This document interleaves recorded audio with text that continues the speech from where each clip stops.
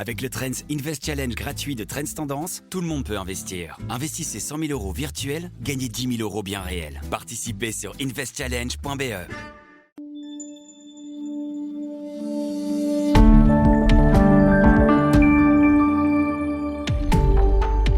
Bonjour à toutes et à tous et bienvenue dans Perspective, le podcast du magazine Trends Tendance. Le conflit au Moyen-Orient met en lumière une fragilité que l'Europe pensait avoir mieux maîtrisée, sa dépendance à une énergie importée, à des routes commerciales vulnérables et à des équilibres mondiaux de plus en plus instables. Le détroit d'Ormuz concentre à lui seul près de 20% des flux mondiaux de pétrole et déjà, certains flux sont contournés avec des trajets plus longs, plus coûteux, qui finissent par se répercuter dans toute la chaîne économique. Inflation, croissance, compétitivité, jusqu'où ce choc peut-il aller? Pour en parler, aujourd'hui, j'ai le plaisir de recevoir l'économiste Bruno Coleman. Bonjour Bruno. Bonjour. Alors ce conflit relève-t-il de nos fragilités économiques? Est-ce qu'on est simplement face à un choc ou on assiste à un basculement plus profond du modèle européen selon vous Bruno? Mais depuis très longtemps, l'Europe est vulnérable en termes d'énergie, sauf à l'époque où le nucléaire remplissait une fonction plus importante qu'aujourd'hui. Et en fait, nous sommes dépendants d'énergies fossiles, on le sait, c'est le gaz, c'est le pétrole, c'est le charbon pour certains pays. Ce qui se passe maintenant, c'est qu'il y a une fragilité qui est révélée par cette guerre, qui révèle elle-même des équilibres extrêmement instables. Il y a effectivement le détroit d'Ormuz qui est en partie bloqué, et on sait qu'effectivement il y a 20% du pétrole qui passe par ce détroit, mais il y a aussi l'entrée dans la mer Rouge, le canal de Suez, qui est menacé par les Houthis qui sont affiliés à l'Iran. Donc il faut espérer que la situation de guerre se stabilise, s'éteigne, mais si on devait vivre des semaines, peut-être des mois, dans un climat d'indécision, d'incertitude, on va dire de guerre qui reste larvée, qui éclate parfois et qui s'apaise par moments, je pense que la quantité d'énergie commencera à devenir elle-même indécise, et donc ça poserait une question de quantité d'énergie, notamment pour l'Europe. Donc on est dans un basculement peut-être temporaire, mais ça révèle, comme la crise russe l'a révélé, comme les années 70 l'ont aussi démontré, que l'Europe est extrêmement fragile en termes d'approvisionnement énergétique fossile. Et alors, au-delà de l'Europe, c'est vraiment le monde qui est aujourd'hui à la merci de cette guerre. On assiste au mois de mars aux pires performances boursières depuis 4 ans, au niveau européen comme au niveau des États-Unis. Vous le disiez, l'Europe aujourd'hui doit faire des choix stratégiques en matière d'énergie. Elle ne peut plus dépendre à ce point de l'Ouest comme de l'Est. Aujourd'hui, est-ce qu'on remarque déjà que les entreprises souffrent et est-ce qu'il y a des secteurs qui sont particulièrement vulnérables dans ce contexte? Mais d'abord, plusieurs choses. Je pense qu'on a eu 20 années de mondialisation heureuse. Aujourd'hui, elle est un peu fragilisée. Et d'ailleurs, on l'a vu en 2021, quand ce fameux tanker était bloqué dans le canal de Suez. En fait, tout le trafic maritime qui passait par ce canal était bloqué. Donc, les bateaux ont dû être déportés par le sud de l'Afrique. Et ce qu'on oublie souvent de mentionner, c'est que la mondialisation était essentiellement maritime. On se réfère bien sûr aux pétroliers, mais surtout aux immenses porte-containers qui en fait sont le symbole de l'échange des marchandises entre différents continents. Alors l'Europe, dans ce contexte, est bien sûr plus fragile que d'autres pays. Pourquoi? Ou d'autres régions, parce que nous sommes dépendants en matière énergétique, mais nous avons vécu surtout dans l'utilisation de capacités de production étrangères. Je pense d'abord aux pays de l'Est qui sont ouverts, je pense aussi à l'Asie, bien sûr à la Chine, maintenant pays qui deviennent plus importants et qui deviennent nos concurrents. Alors en matière énergétique, ça a certainement changé les choses. Et d'ailleurs, la ministre de l'énergie allemande a dit il y a quelques heures que l'Allemagne allait repenser le nucléaire. On se souvient qu'il avait été mis à l'arrêt suite à l'incident de Fukushima il y a quelques années. Donc, ce qui veut dire qu'en fait, il y a une prise de conscience au niveau européen que cette dépendance devient insupportable, d'autant plus qu'elle est aggravée par le fait que nous sommes en guerre avec la Russie et qu'une grande partie du gaz russe permettait à nos économies de fonctionner à coût réduit. Et ça pose un problème plus général qui est en fait la compétitivité, le caractère concurrentiel de l'Europe à un niveau international, puisque d'autres pays, comme par exemple les États-Unis, ont une énergie qui coûte le quart, je pense au gaz, de ce que ça coûte en Europe, ou bien de nouveau comme les États-Unis, qui sont autosuffisants d'un point de vue pétrolier. Donc, il y a toute une série de vulnérabilités qui sont mises en évidence et qui en fait s'inscrivent dans le cadre bien plus large du fait que si on a, pour clôturer mon point de vue, si on a bénéficié de la mondialisation à partir d'il y a une vingtaine d'années, 25 ans, aujourd'hui, on commence à en être les victimes avec de nouvelles polarités qui apparaissent. Est-ce que finalement, ça veut dire qu'il faut repenser nos chaînes de production, nos chaînes d'approvisionnement, les rendre plus locales pour accentuer la résilience, ne serait-ce qu'au niveau européen? Ça doit être une priorité de l'Europe aujourd'hui plus que tout autre? Alors, c'est une priorité qui reste, à mon avis, théorique, parce que cette fameuse mondialisation, elle a consisté finalement à utiliser nos excédents d'épargne occidentaux pour pouvoir tirer profit par des usines qu'on a notamment mis en œuvre là-bas, pour tirer profit du travail qui coûtait moins cher dans des pays qui émergeaient et qui sont maintenant dominants comme la Chine. Donc, croire qu'on va rapidement démondialiser sa capacité de production, ça me semble illusoire. Je ne vois pas quels sont les avantages concurrentiels qui nous conduiraient à remettre en activité de nouveau de la sidérurgie ou d'autres industries lourdes, alors qu'en fait, nous avons perdu la compétence, nous avons perdu surtout la capacité d'économie d'échelle. Donc oui, dans certains domaines clés, on peut l'imaginer, mais je crois qu'il vaut mieux accompagner la mondialisation, même si elle est tout à fait imparfaite, on le voit maintenant, plutôt que de croire qu'un isolationnisme économique va pouvoir nous sauver de réalités, notamment énergétiques, auxquelles on ne peut rien faire. Et donc face à ce constat, face aussi à une énergie qui est finalement le socle de notre économie, est-ce qu'on doit envisager de réduire notre dépendance en améliorant aussi notre efficacité énergétique, en aidant entreprises comme ménages à pouvoir isoler et finalement aussi se protéger de chocs qui, on l'a bien vu, sont de plus en plus récurrents dans notre quotidien? Je crois qu'il y a deux choses. D'abord, effectivement, il faut penser aux énergies alternatives. D'abord, je crois que l'idée d'avoir voulu sortir du nucléaire était une erreur complète. Et la Belgique, d'ailleurs, était le pays qui était le plus fourni en énergie nucléaire au début des années 80. D'autre part, il y a les énergies alternatives. Je pense à l'éolien, par exemple. Je pense au photovoltaïque, sont en train de devenir une portion importante de notre énergie. Malheureusement, c'est intermittent.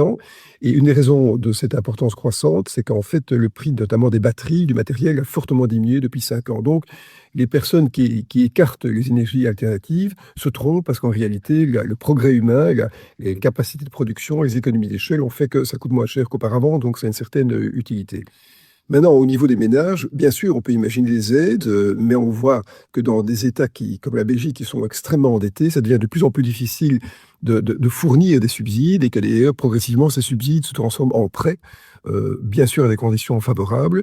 Mais donc, on ne sera pas capable de faire une transition du bâti, comme on l'a suggéré depuis plusieurs années, rapidement. Il y a des réalités budgétaires, des réalités économiques qui s'y opposent. Et juste comment concilier ces réalités? On a l'impression de faire face à une équation très délicate. On ne peut pas se permettre de creuser davantage nos déficits, mais en même temps, ces transitions sont rendues obligées par le contexte économique. Alors, comment est-ce que l'on peut refixer les priorités dans une Europe qui semble vouloir faire trop et surtout tout en même temps? Mais je crois que toute la question, c'est en fait le choix des investissements publics. En fait, on est soumis, comme d'autres pays, à des normes d'endettement public, à des obligations de réduction du déficit budgétaire, que la Belgique n'arrive pas du tout d'ailleurs à atteindre. Et on devrait en fait faire une distinction bien plus marquée entre les déficits qui sont liés à des projets d'investissement et ceux qui sont liés à des financements de dépenses courantes. C'est compliqué parce que les dépenses courantes sont de plus en plus importantes, notamment dans le cadre du vieillissement de la population. Mais ça, c'est, je crois, la base du raisonnement. Mais par ailleurs, on voit bien que les gouvernements, étant un peu étranglés par les contraintes budgétaires, deviennent de plus en plus impotents. La Belgique, par exemple, n'arrive pas à formuler une proposition pour atténuer l'augmentation du prix des carburants, n'arrive pas, par exemple, à activer ce fameux cliquet inversé qui permet de diminuer les accises, qui sont d'à peu près 60 centimes, aussi pas de 60 centimes exactement, par litre d'essence ou de diesel. Donc, en fait, on est confronté on est tiraillé entre des contraintes différentes. Et la vraie question, me semble-t-il, c'est de se demander, mais où serons-nous dans 20 ans ? Et si finalement, dans 20 ans, on se projette dans un monde qui est encore autant indécis, autant incertain que ce qu'il est actuellement, alors nous aurons échoué aujourd'hui à faire les bons choix d'investissement. Quand vous parlez du cliquet inversé, il en va d'une solution à court terme pour soutenir les ménages et diminuer la charge fiscale sur ce bien de première nécessité qui est l'énergie. Mais j'imagine ce qu'il faut aussi, c'est réfléchir dès aujourd'hui à des réponses structurelles à notre dépendance énergétique. Vous parliez du fret maritime qui est crucial pour nos échanges au niveau mondial. Je crois qu'il représente 80 à 90% en termes de volume de ces échanges.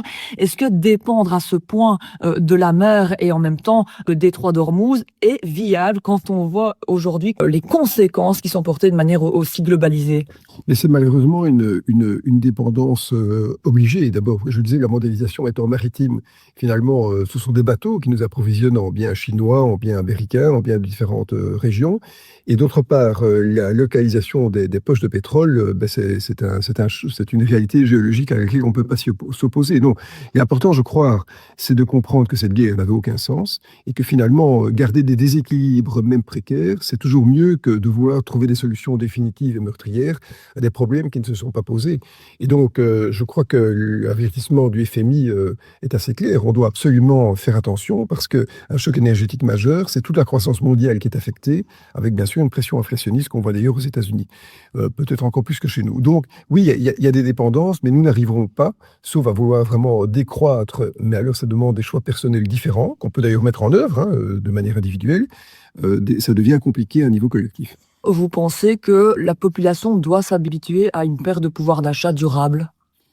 Mais je crois que tous, nous devons être conscients du fait que nous sommes rentrés dans une folie consumériste qui nous conduit à nous sentir protégés par l'accumulation de biens.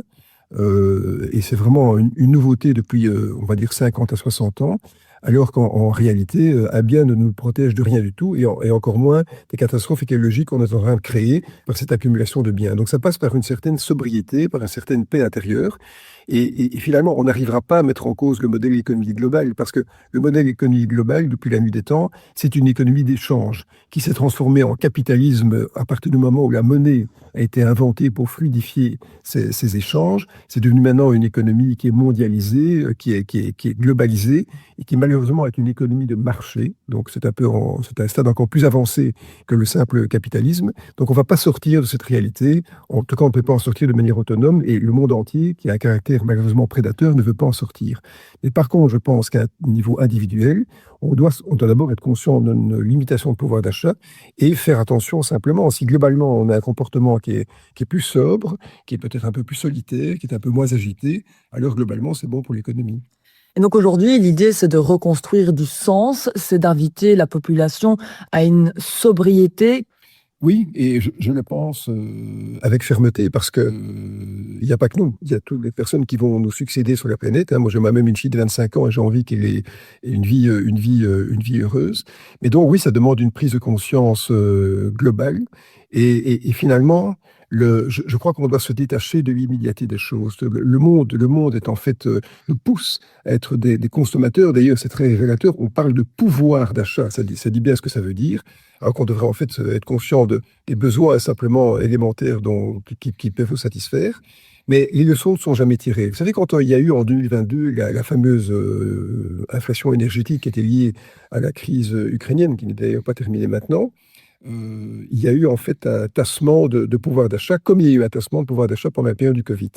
Et ce qui s'est passé, c'est que dès que ces périodes d'inflation ont été surmontées, dès que la période du Covid a été elle-même aussi dépassée, eh bien, on a vu une augmentation de la consommation. Ce qui veut dire qu'en fait, les gens n'ont pas tiré de ces deux crises une leçon de sobriété, mais simplement ont réfréné leur consommation avant de la déployer de manière encore plus vivace au moment que la crise était terminée. Donc on n'a pas compris les leçons, et d'ailleurs on voit dans le domaine aérien, dans le domaine des voyages, les voyages ont explosé après la période Covid, alors qu'on s'était rendu compte qu'on était en totale vulnérabilité par rapport à un petit virus. Alors aussi une question par rapport au bloc actuel avec des États-Unis qui sont moins partenaires aujourd'hui de l'Occident qu'à l'époque. Est-ce qu'il est envisageable, selon vous, d'imaginer une Europe plus sobre à l'heure où les États-Unis donnent un ton totalement différent? Mais c'est très compliqué. Je pense que le problème est d'abord un tout petit peu plus profond que ça. Les modèles économiques sont à la base différents. Les États-Unis veulent une économie, on va dire, une économie de marché extrêmement féroce, qui est basée sur la consommation intérieure, qui est basée sur la jouissance immédiate, mais qui est basée aussi sur la vulnérabilité des personnes par rapport aux aléas de la vie. En Europe, on a un modèle différent, ce qu'on appelle l'État social, qui vise à protéger les citoyens contre ces aléas de la vie, et ça demande bien sûr une taxation plus importante, Et ça induit malheureusement une croissance un peu moindre. Alors, est-ce que l'Europe aujourd'hui est en retard par rapport aux États-Unis? Oui. Est-ce qu'elle y restera? Oui. Parce que simplement notre modèle est plus tempéré et plus respectueux. Et donc il y a un risque en fait finalement en Europe, c'est que nous soyons bien sûr un continent de consommateurs important, mais un continent vieillissant au sein duquel l'innovation, le progrès sont moins déployés que ce qu'on voit dans d'autres pays comme les États-Unis que je citais ou bien même la Chine. Et donc ça laisse présupposer que le taux de croissance européen restera faible pendant encore 10 ans, 15 ans, peut-être 20 ans, tout simplement parce que notre équation sociale de solidarité inter- et intragénérationnelle est différente. Est-ce que, selon vous, il est juste de penser que depuis l'investiture de Donald Trump, finalement, l'économie est utilisée comme arme géopolitique, son investiture qui a finalement obligé l'Europe à se remettre en question dans le modèle aujourd'hui qu'elle prévoit? C'est-à-dire que Donald Trump a une vision différente du monde que celle qui a prévalu pendant 80 ans. On est donc face à un personnage un peu erratique dans ses comportements, mais dont la logique économique me semble toujours extrêmement lisible, parce que finalement, quand il a dit l'Amérique d'abord, c'est bien l'Amérique d'abord.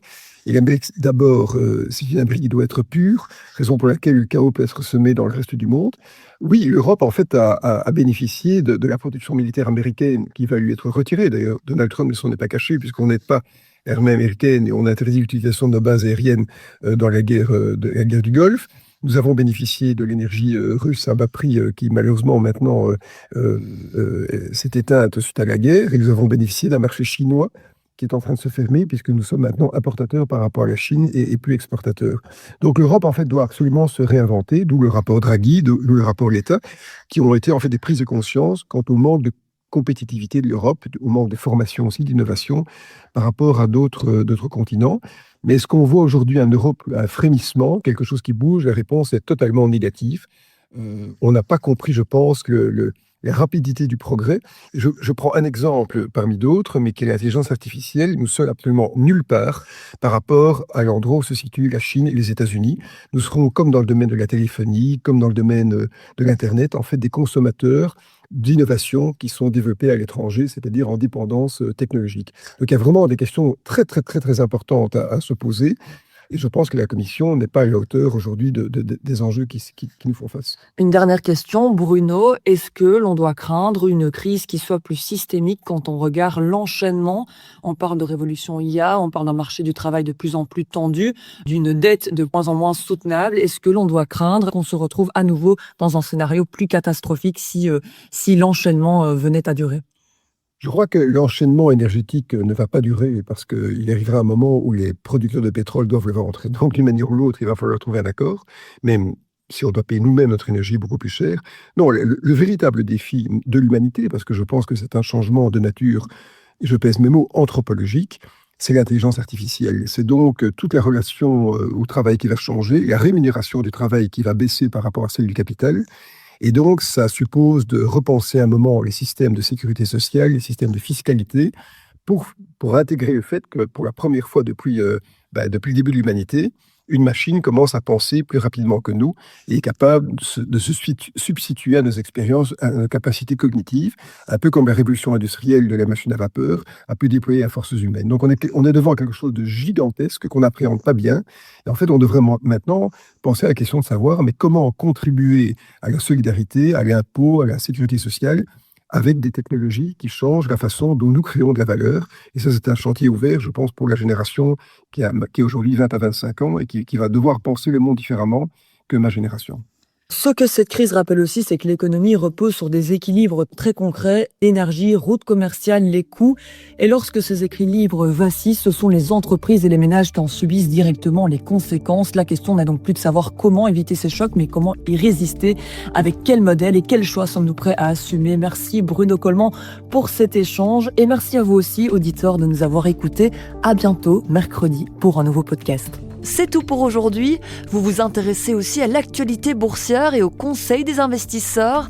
Alors retrouvez-nous également sur le canal Trends Bourse. À très bientôt ici sur Trends Tendance et sur Trends Bourse.